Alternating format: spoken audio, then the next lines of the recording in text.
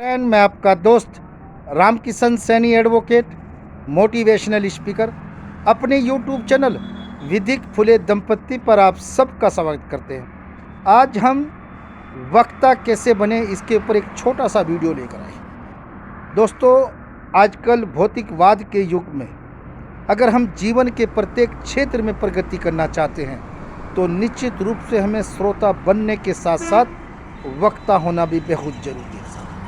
आपको हेसिटेशन को त्याग कर आगे बढ़ने की ज़रूरत है। बड़े बुजुर्ग हमारे कहा करते थे कि जिसने की शर्म उसके फूट गए कर्म। ये एक ऐसा अनमोल वचन है जिसमें 100% सच्चाई है। दोस्तों, आपने अपने आसपास के क्षेत्र में, अपने फ्रेंडशिप सर्कल में, आप जहाँ पर व्यापार या जॉब करते हैं, कोई भी कार्य करते हैं, आपने देखा होगा, पढ़ा होगा और सुना होगा कि कम पढ़े लिखे व्यक्ति अपनी भाषा शैली और भाषण कला की काबिलियत के ऊपर पढ़े लिखे लोगों को पीछे छोड़ देते हैं।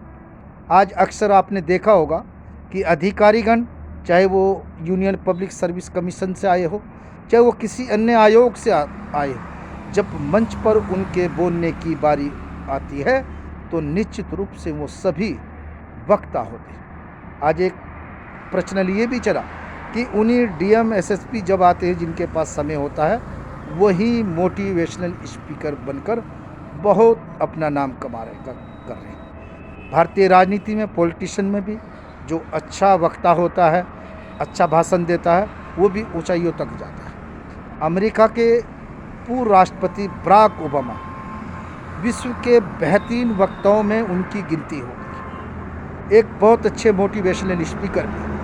उन्होंने बार बार अपने इंटरव्यू में कहा है कि जब मैं मंच पर बोलने के लिए जाता हूं तो निश्चित रूप से मुझे भी डर लगता है, हेसिटेशन। तो साथियों, हेसिटेशन और डर को त्याग कर आज आगे बढ़ने की जरूरत। प्रारंभ में हमें भी ऐसा ही होता था, लेकिन मेरे फेवरेट लीडर लालू प्रसाद यादव, उनका जोश, उनका देसीपन, उनका एक तरह से बेबाक उनकी शैली है, और वो अपने देसीपन से जो उनका जो एक्सप्रेशन है वो बोलते हैं, मैंने काफ़ी उनसे सीखा है। हमारे फेवरेट प्रोफेसर राम गोपाल यादव जब सदन के अंदर बोलते हैं तो उनकी संजीदगी, उनकी गंभीरता, उनकी एक बुद्धिजीवी की जो शैली होती है, जिस तरीके से वो अपनी बात को उठाते हैं, तो निश्चित रूप से उनसे भी हमने बहुत कुछ सीखा। प्रेजेंस ऑफ माइंड में मेरी दृष्टि से अखिलेश यादव का कोई भी मुकाबला नहीं। अपने समकालीन ही नहीं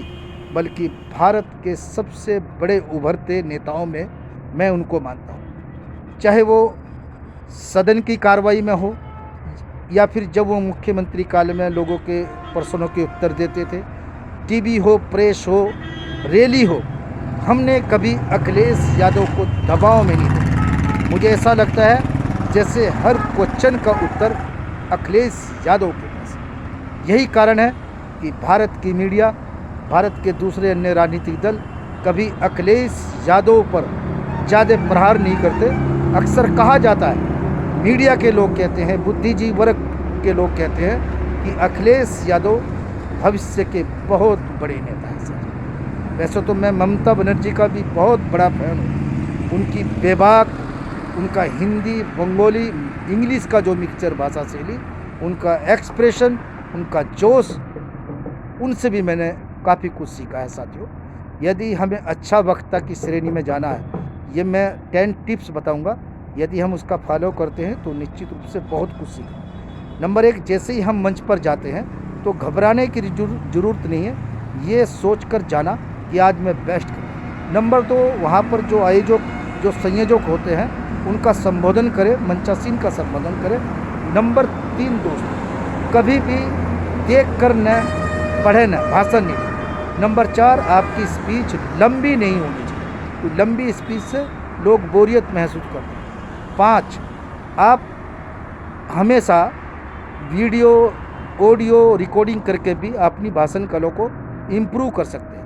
नंबर 6 पे आप तैयारी करके जाना चाहिए। जिस विषय पर बोलना है उससे आपको काफ़ी हद तक बहुत ही सहूलियत मिलती है। नंबर 7 पर साथियों, कि आपको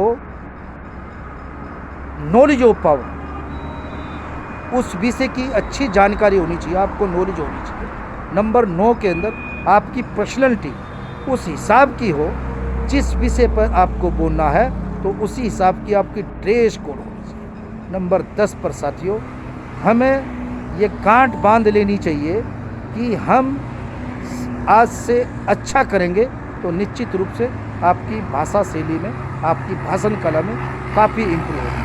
धन्यवाद।